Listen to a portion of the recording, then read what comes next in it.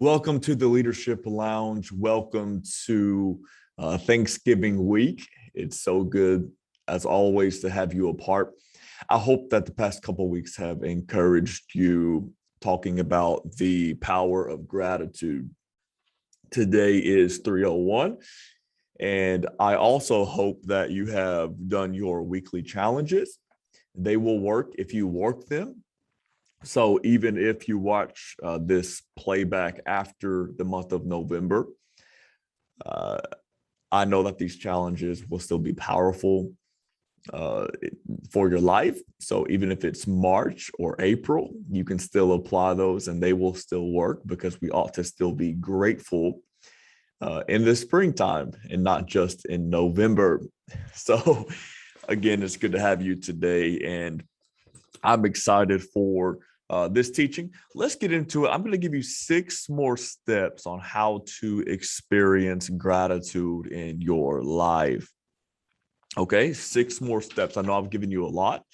I want to give them to you in bite-sized chunks and not just 30 helpful steps, in one teaching. So let's jump into it today. Okay, number 1. Another step on how to experience gratitude to a greater degree is have more time with your loved ones. More time with your loved ones. There's something about spending time with those who you love, family, friends, etc., that just helps recalibrate your soul. It helps your heart beat just a little harder. Okay, so spend more time with your loved ones. So this week, carve out time and space to do the one thing that matters more than most things in our life. More time with those who you love. And, experience those moments. Be present in those moments. Take them seriously. Even if it's just sitting on the couch and watching a movie or show with your family, or maybe it's a date night with your spouse, just being completely present in those moments. Okay, so more time with those who you love, with your loved ones. And number 2, I just alluded to it, but experience the moment. Don't just capture the moment. It's so easy in today's day and age to, I'm speaking of myself, to want to capture every moment. And then you look back and you don't have a memory, you just have a picture. And we ought to be full of meaningful and delightful memories and not just an album full of pictures. Because you can take away an album, but you can't take away a memory. So let's be sure that we experience the moments of our lives, especially those meaningful ones, and don't just capture the moment. Nothing wrong with capturing as long as you have first experienced it. Okay, so number 2, experience the moment. Don't just capture the moment. Number 3, this is a hard one for me. Number 3, slow down. Slow down. I was with my doctor the other day, and she told me, she said, you need to slow down and experience nature. I was like, I don't have time to get outside.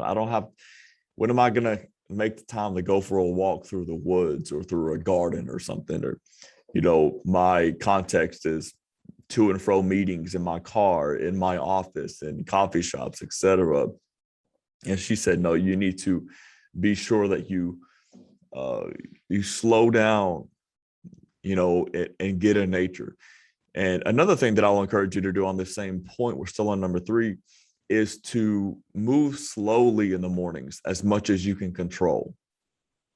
When you wake up in a hurry, it puts you on this crazy cycle already.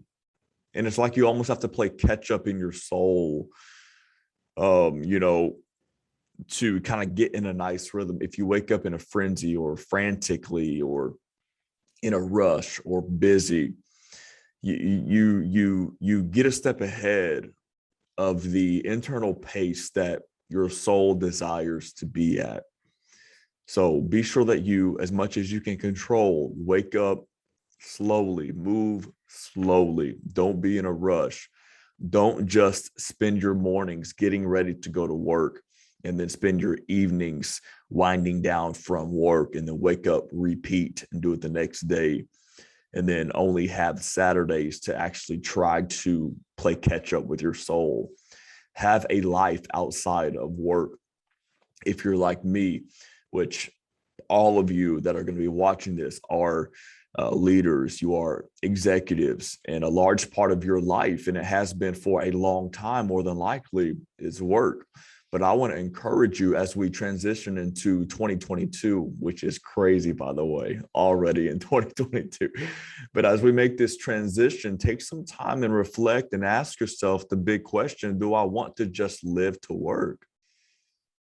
So it's important to slow down, experience, and enjoy. You've heard me talk about, there was a study done on a bunch of people that were on their deathbed. And they asked the question to them, what are a couple of things you would have done differently? And one of the prevailing responses were that they wished that they would have reflected more. In other words, just been present and reflect and feel a sense of gratitude and reality and the moment, celebration, right? And I know it's hard for us, but it's really important. Okay, so number 3, slow down. And I want to encourage you this week, if you aren't already about it, to get in nature, to spend time outside. That's really important. It's something that I've been working on, and it has been so nice. We are built to connect with nature. It's really a funny thing. It's interesting. We are built as humans to connect with nature. Matter of fact, you know me, I'm a person of faith, and I believe in Jesus, and I'm a Christian, and there's a scripture in the Bible that talks about how the Lord has built, he's constructed our eyes to enjoy parts of nature and the trees and etc. So that's pretty cool. So number 3, slow down. Okay, number 4, avoid negative media. Oh, I know that's so hard for us. Avoid negative media. When we are constantly filling our minds and our souls with this extremely biased, negative, just stuff, then, I believe that what you put in will come out. And sometimes before it comes out in words or in actions, it comes out, it manifests in perspective. And when you are constantly filling your mind and your souls, with negativism, it just causes you to have this perspective that will rob you, talking about gratitude, will rob you of your gratitude. It's amazing. Okay. So number 4, avoid negative media. I'm not saying be naive to what's happening, etc. But I think we can all acknowledge that, from one news station to another media outlet, there's one bias to one narrative to another, same story reported from different angles, but as much as you are able to avoid the negativity that comes with it. Okay. Number 4. Number 5, do not complain. Oh man, do not complain. I don't think I need to say much more on this point, but just be very aware of your level of complaint. Why would I'll say it this way, why would the Lord give us more things to complain about? Think about that for a minute. If we are not grateful for things in life and living a life through the lens of gratitude, and we are discontented with what we have, why would he ever give us more to just feel ungrateful for?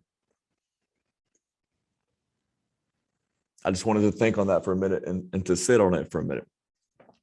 We need to we need to watch the level of our complaints. All right. That's number 5. Number 6, last but not least, have a personal reward system. This is what I'm trying to do so much in my life right now, is essentially celebrate everything. I just got another certificate a couple of days ago, and I'm trying to carve out time to go celebrate, even if it's just a dinner, but to just reflect and be present and experience that moment, celebrate that moment. I know all of you who are one of my clients in this season, you are all, this past week, I've gotten reports from every single one of you of success that is happening in your business. You got to be sure to take time to celebrate that. Celebrate yourself, celebrate the people that are involved, celebrate the success and the fulfillment that your customers, clients, whatever it might be, are experiencing. Be present in that, experience that. Okay. Celebrate that. Have a personal reward system. 2 weeks ago, I walked through another academy. By the way, one of my hobbies is to just consistently learn and to get these certifications and these, licenses and whatnot. So I'm always going through some type of school. So I finished one a couple of days ago, finished another one a week ago. And I'm always trying to learn and grow because I want to make a greater impact. I want to make a greater impact on you. I want to be able to pull out some type of knowledge that I've learned through one of these educational systems and help you and serve you with it. So anyways, a couple weeks ago, I was doing a workbook in one of the schools that I was in, one of the classes that I was in, and they were asking different goals that you have in your company. And for every goal, the instructor had us attach a reward to it. So for example, if we reach, 6-figure revenue, then what I'll do is go on a 2-week vacation, something like that. I was trying to have the reward, hiring another staff member, but it's probably best to have something a little more what you could call enjoyable or whatever, although another staff member I would really enjoy, but that wasn't part of the exercise. But my point is, for every goal, every milestone that you hit, I encourage you to have some type of reward attached to it. Okay. We are so quick to discipline ourselves when we don't hit something, but we need to be sure that rewards are much more motivational. I didn't grow up with dogs. My wife did. So she understood that you don't necessarily, the way to motivating a dog is not necessarily by disciplining them, but it's by a reward system, giving them a treat or whatever. So I'm studying my wife and I'm thinking there's something to learn here. If you're anything like me, I can self-sabotage. I really hold myself to a high standard and hold myself accountable. When I don't hit something, I'm constantly, to my defect, disciplining myself. And it's what makes me to a high degree, but at the same time, it gets the best of me. And I'm sure that most of you can relate to that. If not all, that's why you're in this position.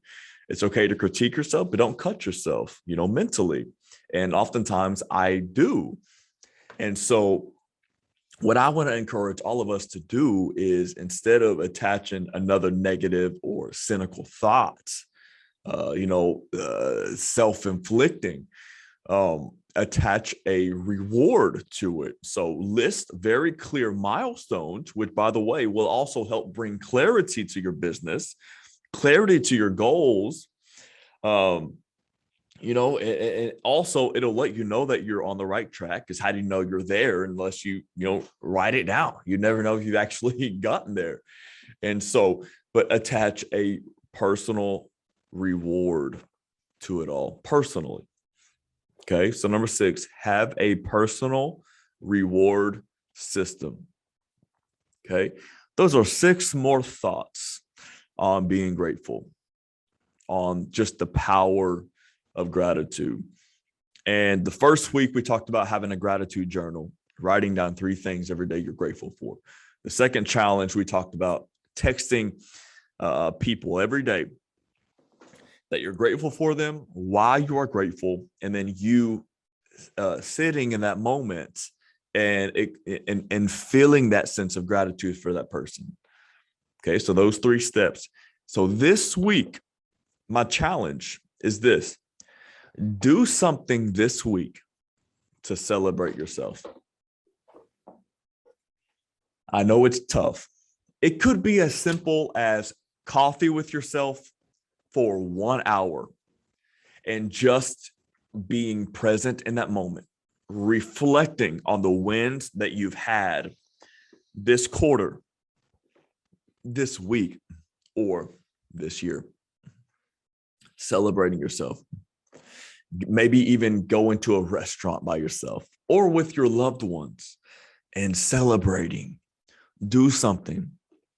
Maybe something that's happened in your business lately. You've had the chance to get a monetary gain. So maybe it's going to treat yourself, buying yourself something nice.